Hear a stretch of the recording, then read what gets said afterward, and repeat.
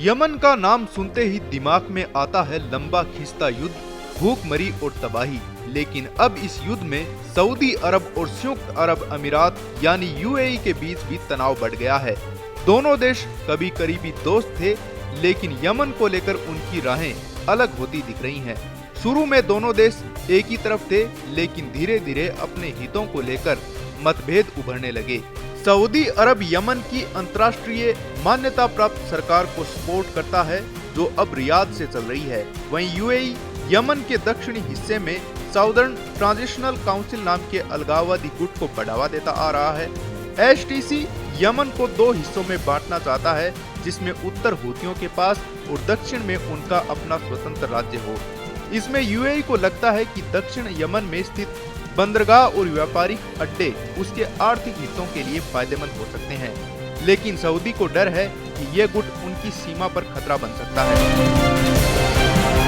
इस पूरे मामले को समझने के लिए सबसे पहले बात करते हैं यमन के गृह युद्ध की।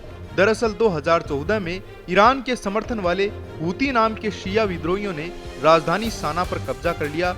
यमन की चुनी हुई सरकार भाग गई। 2015 में सऊदी अरब ने हूतियों को हटाने के लिए सैन्य अभियान शुरू किया। इस दौरान यूएई भी इसमें शामिल हो गया। दोनों ने मिलकर हवाई हमले किए, जमीनी फौजें भेजी, लेकिन युद्ध लंबा खिंचता चला गया। लाखों लोग मारे गए, करोड़ों बेघर हो गए। इसके बाद 2021 में अपने अपने हितों को लेकर सऊदी अरब और यूएई के बीच दरार गहरी होती चली गई। यूएई ने अपनी ज्यादातर फौजें वापस बुला ली, लेकिन एचटीसी को हथियार और ट्रेनिंग देना जारी रखा। सऊदी ने कई बार चेतावनी दी, लेकिन एचटीसी की मनमानी जारी रही। दिसंबर 2025 में सऊदी ने यमन के मुकल्ला बंदरगाह पर यूएई से आए हथियारों के एक शिपमेंट पर हवाई हमला किया। सऊदी ने आरोप लगाया कि इन हथियारों के जरिए अलगाववादी उसकी सीमा में घुसने वाले थे, जिसके जवाब में अब यूएई ने ऐलान किया है कि वो अपनी बची हुई सारी फौजें 24 घंटे में यमन से हटा लेगा। बता दें कि ये हमला दोनों देशों के रिश्तों के लिए बड़ा झटका है। कभी साथ मिलकर ईरान का मुकाबला करने वाले ये दोस्त अब एक दूसरे पर उंगली उठा रहे हैं। सऊदी अरब को लगता है कि यूएई यमन को बांटकर अपना साम्राज्य बढ़ाना चाहता है। वहीं यूएई का मानना है कि सऊदी की युद्ध रणनीति फेल हो चुकी है।